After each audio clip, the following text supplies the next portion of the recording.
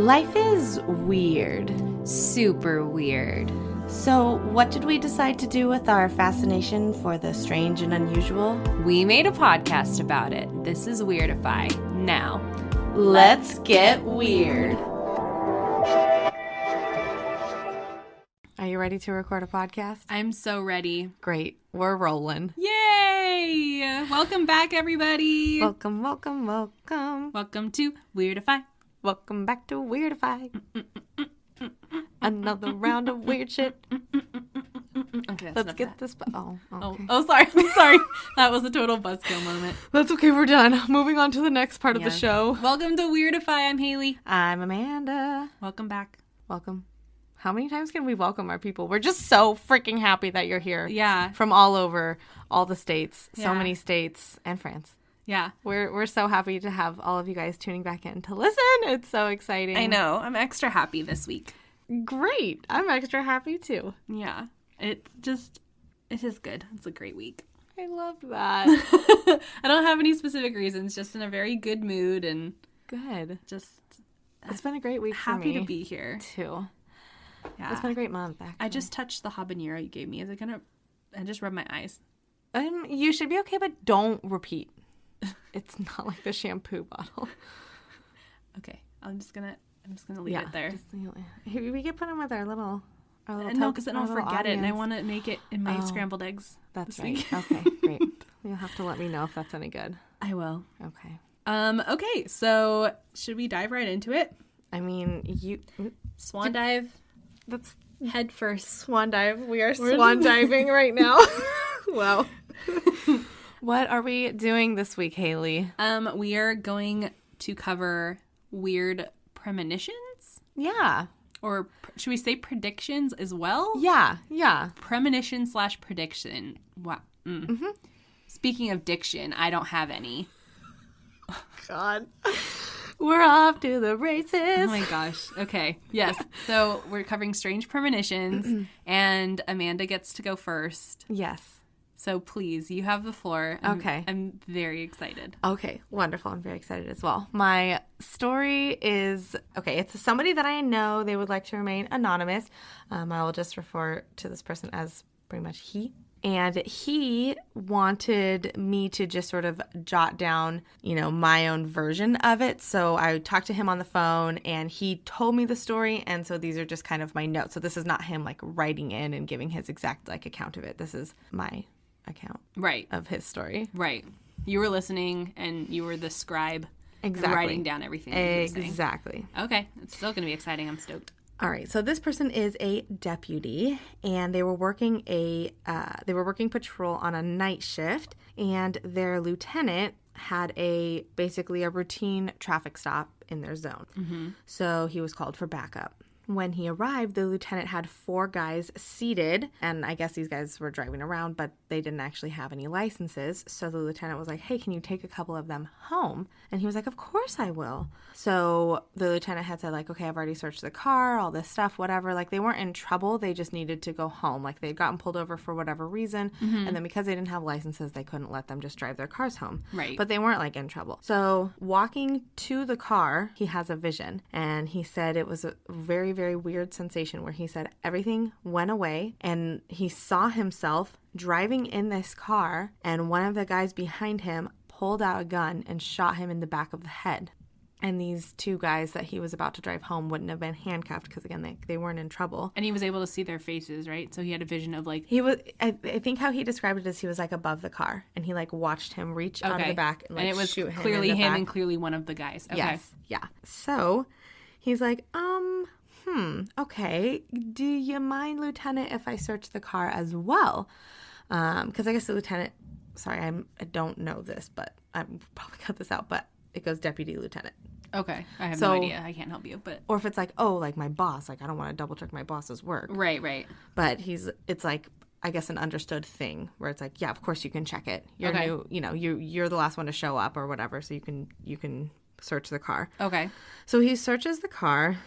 And initially, he doesn't really find anything. He's looking hard, obviously, right? Mm-hmm. So he eventually finds a couple of marijuana seeds and a couple knives, but he's not really finding anything more. but he just can't shake that vision that he just had. Mm-hmm. So Did you say how long it lasted? The vision lasted? I'm guessing just a few seconds. Okay. Just driving down the road and the guy behind you shoots you. Okay. So he kind of decides to like fuck with them, and he's like, all right, guys, I'm already finding this stuff. I'm already finding marijuana seeds and knives. Like, what else is in this car that I'm going to find? Because this is going to be the difference between, you know, you guys going home and you guys going to jail. So he's like kind of bluffing because of this crazy vision that he had. Sure. But he cannot find like anything else in this car. And the guys are like, no, there's nothing. And he's like, what else is in this car? Like, come on, this is your chance. Because if I go back in there and I find something, you're going to go to jail. Right. And one of the guys says, well, there's a gun underneath the passenger seat. Holy shit. Yeah. So sure enough, there was a gun underneath the passenger seat, and nobody ended up claiming the gun. So they all got the gun charged. From his vision? Or he just didn't get... Well, if he was floating above it, he probably didn't get mention it that he detailed. recognized or didn't recognize the gun. Then, yeah. Well, still. But they all got charged with it because nobody wanted to claim the gun. So... Oh, so it was just like you all are screwed, essentially? Yeah. Wow. That's my crazy story. Whoa. Yeah. I can't even imagine. Especially in his line of work. I know. Well, and I feel like especially in his line of work, like every call you go up to, you don't know what the outcome is going to be or even necessarily what you're pulling up to. So, yeah, that's crazy. But at least I mean, it's a good thing that he had it because he was going to just drive off with them or whatever. And yeah. And that's, well, then they came clean, but I think maybe this, wow. Yeah. Well, they all got charged for it anyways, so I guess that's justice. Yeah. Well, I'm glad he's okay. Yeah. And I'm glad. Same. I'm glad he was around to tell me about the premonition. Yeah. Not because he lived it out. Oh my gosh, that would be terrifying. I think it would be so cool to be able to have dreams or visions or anything like things like that. But I'd live in so much anxiety. I already feel like I'm so anxious anyway. Oh no. So I feel like I don't know. It would be a very cool gift to have though. Yeah. But Michael's grandma and dad and Michael to an extent are kind of like that. But they usually have actual dreams where they're asleep. They don't have visions. Yeah. Yeah, that's trippy. Yeah, it is. So scary. I know, that's spoopy. Spoopy. It's spoopy. Getting spoopy in the weird fort. As always. Well, this week my story is eerie, but it's not like scary. First time for everything. Yeah, so we're not going to take a turn. That's once. good. Yeah. A nice little breath of fresh air. Yeah. Isn't it tasty? It's crisp. All right, ready? Invigorating. Are you ready Yes. for my I'm ready. invigorating breath of fresh air? I'm ready. All right, so I am covering the Titan and the Titanic. Okay, Amanda's face says she doesn't know what the hell I'm talking about. Oh, no, nothing about that. Please continue. All right, so it was a cold evening in April, and the world's largest floating vessel made its way through icy waters with an approximate 2,500 passengers. Suddenly, the ship hit an iceberg at 25 knots. Although it had been deemed quote-unquote unsinkable by those who knew of it, it slowly sank into the icy depths. Unfortunately, because the ship did not have enough lifeboats aboard, most of the passengers perished with the vessel. Sound familiar? Mm-hmm. Kate Winslet. It probably, I actually thought about that when I was doing this. I was like, oh my gosh, we just covered Kate Winslet last week. It was like, repping it. Hey, Kate, how's it going? What's up, Kate? You're killing it. So it probably does sound familiar to most of us that have even the most basic knowledge of the Titanic. However, this is actually the plot of Morgan Robertson's novel, The Wreck of the Titan or Futility, which he had written in 1898, 14 years before the Titanic's tragic maiden voyage. I have heard about this. Have you? Yes. Oh. Now that you're explaining this, I have seen this before. Not that I know any detail or anything like that, but yes. Well, I pretty much just gave you the detail, but Okay, we're still perfect. going to dive into like the actual like little like minuscule things where it's like, whoa, this is eerie. Oh my gosh, great. Okay. Oh my gosh, this is great. I love this. So the book focuses on a former naval officer who takes a job working on the Titan, which is the world's largest vessel, which he refers to as unsinkable and one of the greatest works of men. The ship hits an iceberg while on its journey, sinks, and then becomes known as one of the world's greatest tragedies. Although the plot of the book is very similar Sorry, I got distracted. I was like, Sorry. I'm like playing with my plant. it's okay. She's just stroking her succulent. It's fine. It's fine. It's cool. Don't judge me, She's people. the plant whisperer now. Okay. Okay. Good Lord. Send help. Or more plants. Only more plants for Amanda to stroke. Just stroking my plants over here, guys. It's really a good time, I promise. Oh my gosh. Okay. So the ship hits an iceberg while on its journey, sinks, and then becomes known as one of the world's greatest tragedies. Although the plot of the book is very similar to the actual Titanic event, the minor details are what lead people to believe that Robertson was in fact clairvoyant and predicted the sinking of the Titanic. So here are the details. So the Titan was 800 feet long. The Titanic was 882 feet long. The Titan hit an iceberg at a speed of 25 knots, and the Titanic hit the iceberg at a speed of 22.5 knots. The Titan held 2,500 passengers, and the Titanic held 2,200 passengers, but both of the ships were built with a capacity for 3,000. Both ships were British-owned. Both ships hit the iceberg on their starboard... I can't freaking talk. My God, I'm so sorry. On their starboard bow, which is the front right, around midnight. Both had 2 little lifeboats. The Titan only had 24 and the Titanic only had 20. Both sank approximately 400 miles off the coast of Newfoundland. And both have similar names, obviously, the Titan and Titanic.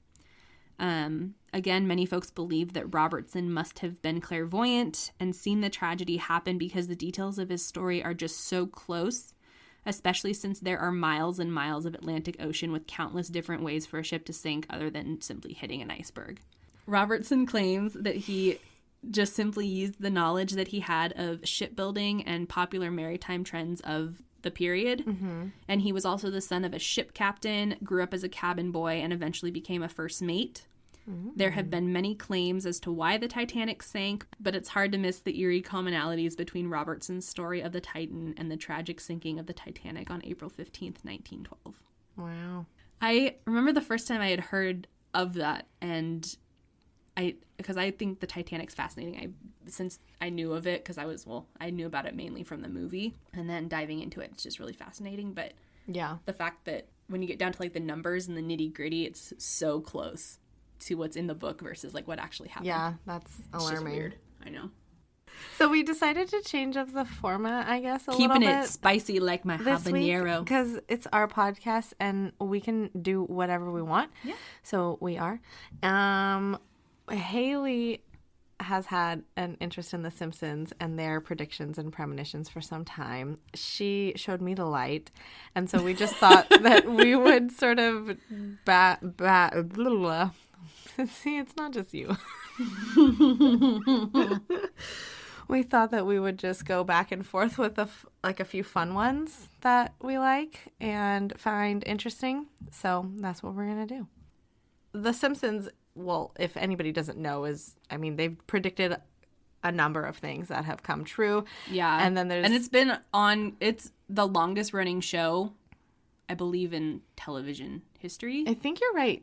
Yeah. It's been on for upwards of like 30 seasons. And it's still going. Yeah, it's still going. I was gonna say it's still going long and hard, but it would only be in true Haley fashion. That's what she said. Oh man! All right, jumping Michael right Scott from would be there. So proud. All right. Okay, so take it away. Take it away, Ernie. So the first thing that they predicted, or at least that we're going to talk about, was Trump getting elected for president. Season 11, episode 17 aired in 2000. In this episode, Lisa has become president of the United States and in a cabin meeting mentions, "We inherited quite the budget crunch from President Trump." Originally, it was in reference to Trump attempting to run as a reform party in 2000, but obviously grew in popularity after his winning in the 2016 presidential election. Yeah. That's okay. So earlier I mentioned to Amanda that I told Michael that we were going to cover The Simpsons, and he was like, "Oh, did you hear about like the most recent thing?" So the day we're recording this yesterday was the inauguration of President Biden and Vice President Harris, right? Okay, so the outfit that Lisa is wearing in this exact scene where she's meeting with the cabinet members in the Oval Office, she's wearing a purple suit, so suit jacket, suit pants, and then she is wearing like I think a white shirt underneath, and Harris is wearing like a dark purple shirt. But I'm going to show you the comparison photo because I had never even thought to, like, I didn't put two and two together, but it's pretty much identical. Let me show you really quick. Oh my gosh. So even down to like the necklace. Do you see the necklace? Oh my gosh. And Lisa's wearing big pearls, and she's even wearing like pearl earrings to go with it. I mean, obviously you usually wear a pearl necklace and pearl earrings to go with it, but isn't that bananas? It's like the same shade of like bright, like grape Crayola crayon purple. That's a fucking trip. Isn't that? So thanks, babe, for telling me about that one because I didn't put two and two together. Babe. Thanks, babe. Thanks, babe. All right. So our next item on the agenda that The Simpsons predicted was Lady Gaga's halftime show at the Super Bowl. That was season 23, episode 22, which aired in 2012. Lady Gaga provided her own voice for that episode. That's so cool. I didn't know that. Yeah. I love that. And it's actually, that particular Simpsons episode is one of the most, like, hated Simpsons episode. It's, like, one of the most terrible, like, episodes of a show to, like, in, like, television history. I didn't read as to why. Okay. Interesting. It just apparently is one of the most, like, hated Simpsons episodes. Gotcha. That came up when I was doing research. But jeez. So in that episode, Lady Gaga comes to Springfield, and during her performance, she wears a harness and is doing stunt acrobatics. And this is similar to her 2017 halftime show at the Super Bowl, where she wore a harness and rappelled off the top of the stadium at the beginning of her performance, and she was even wearing a similar outfit to that in the episode. So, like, a sequin, like, onesie and, like, not thigh-high boots, but, like, knee-high boots and stuff like that. So, yeah. Interesting. The next episode is the Siegfried and Roy Tiger Attack. Season 5, episode 10, aired in 1993. Mr. Burns decides to build a casino in Springfield and brings Vegas duo Gunther and Ernst to perform. Their act sadly ends in tragedy when their white tiger attacks them. Not only is the duo a clear reference to the Siegfried and Roy, but Roy was attacked 10 years after the episode aired, which is not too far-fetched given the dangers that come alongside working with tigers.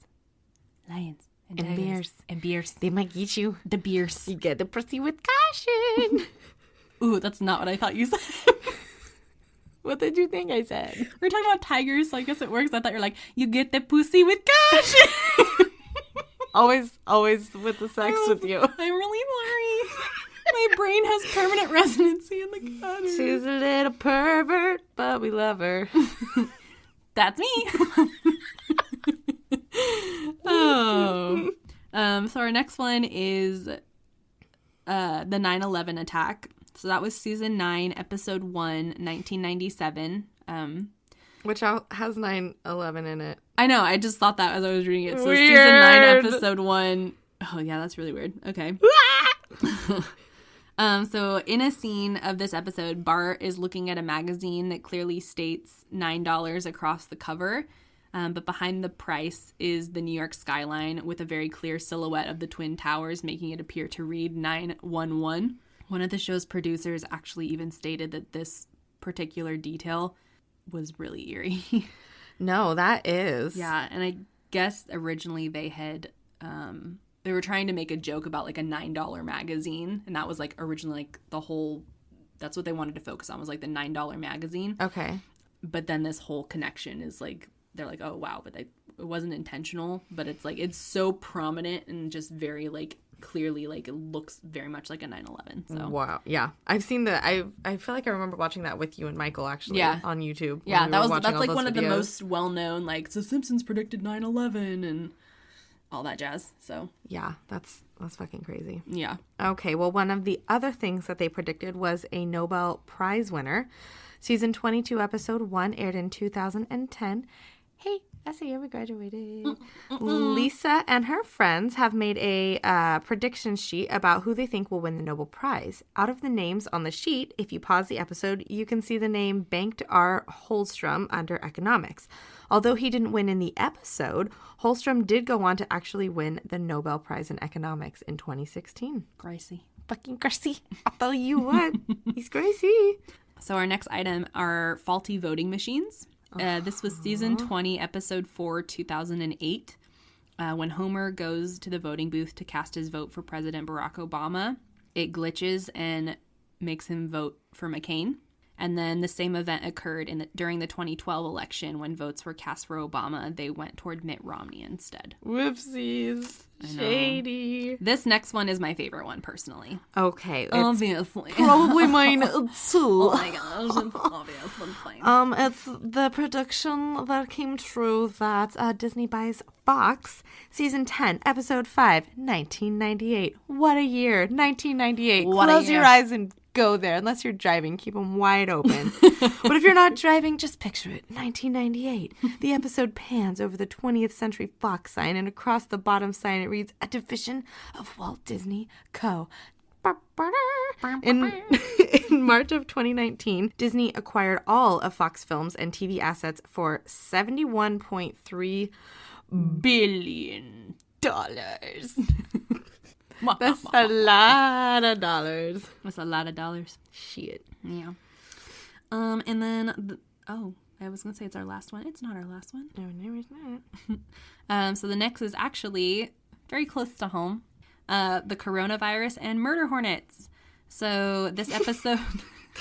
Isn't it close to everyone's home? I know. It's probably... It's so near and dear to our hearts now. They hear it, coronavirus, and they still are like, twinge of... I mean, look, we gotta bring it up. Yeah.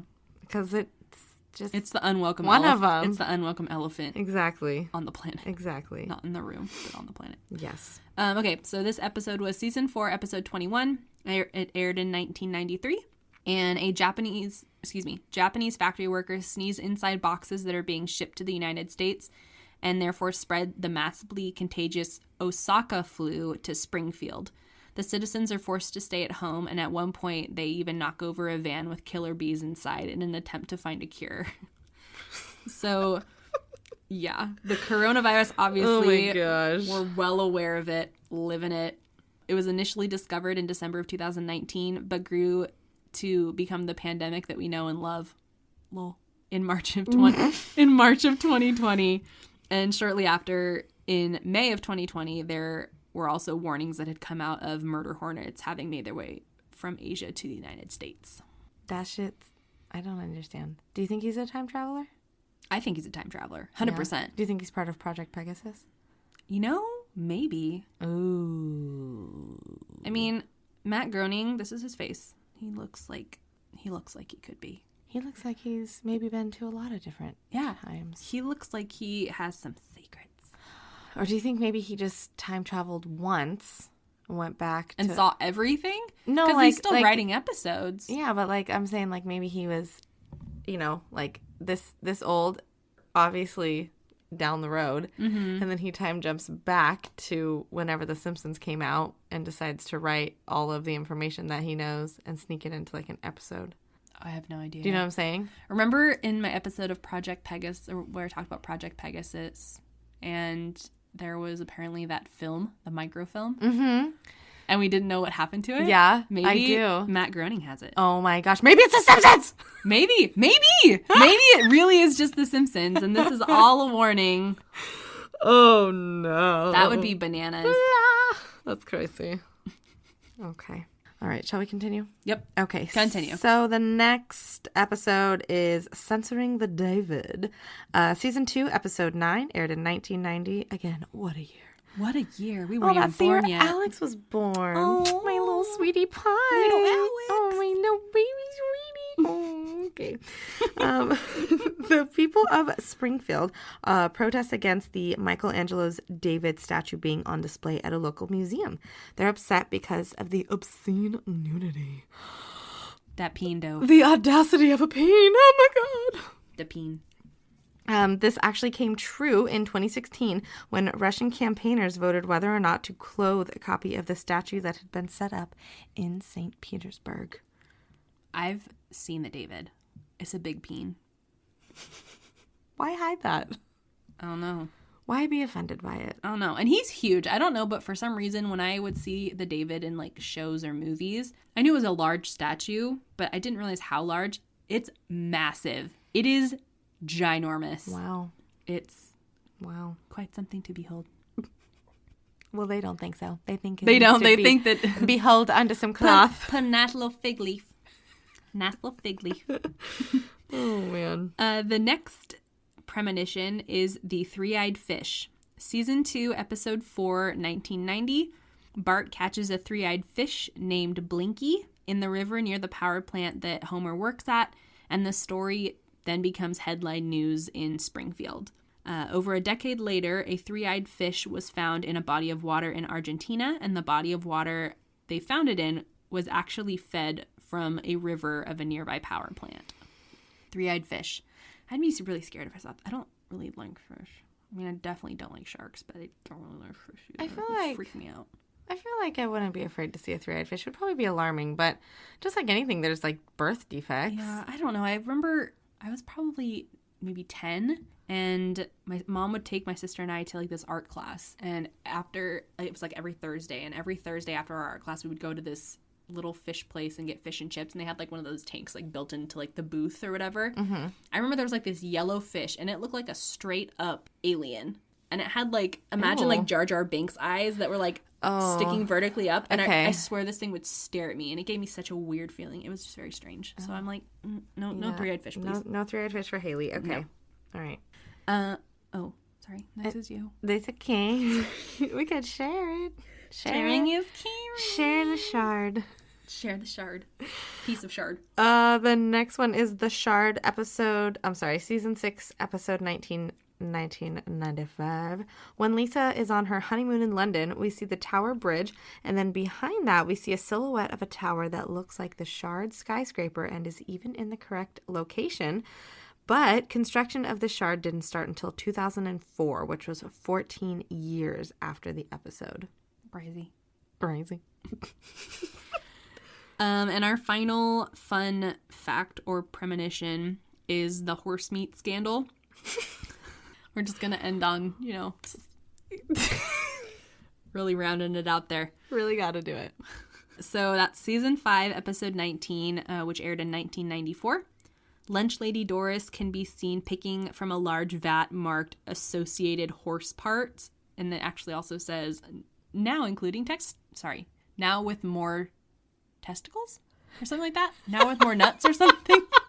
We took them from the statue because they were so offended by it. Here's your meatballs, kids. She's picking from a large vat marked associated horse parts, and that's what she's making the school's lunches with. And in 2003, the Food Safety Authority of Ireland found horse DNA in approximately a third of their beef ready meals. Okay.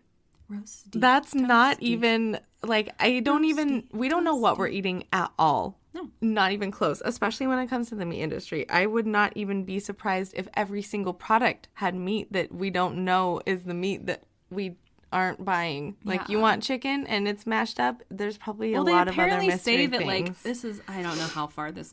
I don't know that, but it's a good prediction. When you think about a hot dog, it can't just be the hot dogs. No. You know what I'm saying? I don't know if this is true, but I heard that McDonald's just uses earthworms because technically that's still like meat. It's just earthworm.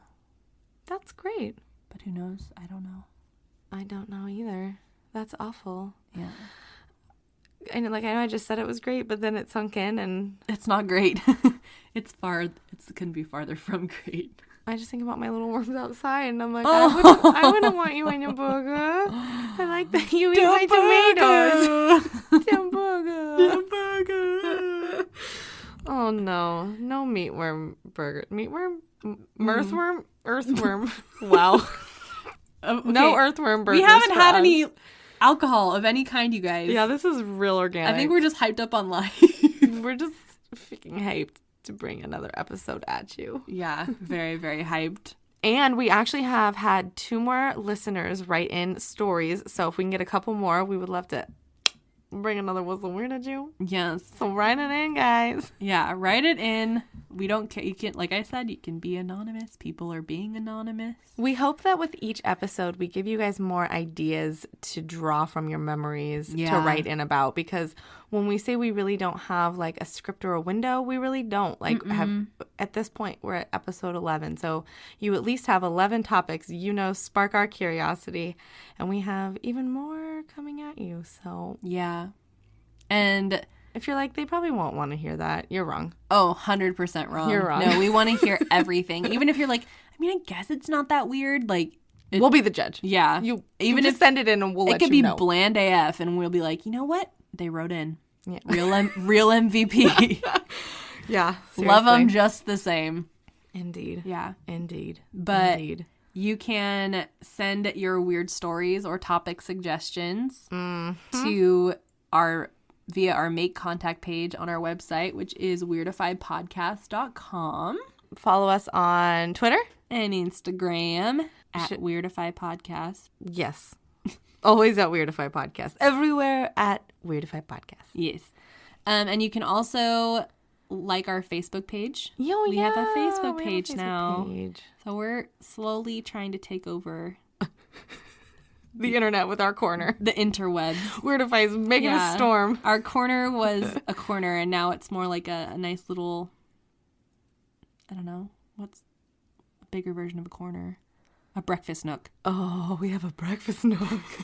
I like it. Aww. I was going to say our weirder nook, but it's way cooler to be weird. Is it like we sit in our nook and there's windows and we're looking out at like something nice, like a lot of flowers or something? I don't know. Oh, okay. I'm really painting a picture here. I'm probably looking at a bird feeder. Okay, so there's a bird feeder outside. Great. Yeah. Okay, I like that. Our little breakfast nook. And, the more people that we get, then we can add comfy cushions to our breakfast nook. Oh, my gosh. And plants for Amanda. Oh, there's already plants and there. We can have readily available, more bird seed for our bird friends. Mo is already in the corner of the breakfast nook in my head. Yeah. So... Anyway, we hope that you guys have a wonderful rest of your week. Yes, indeed. And that you're doing very well and that we're sending you very good vibes. And we hope that you can hear our joy. And we hope that it is passed through your headphones or your speakers. And into your heart. And into your heart and into your soul. We love you all. We love you so much. And until next time, remember, keep it weird.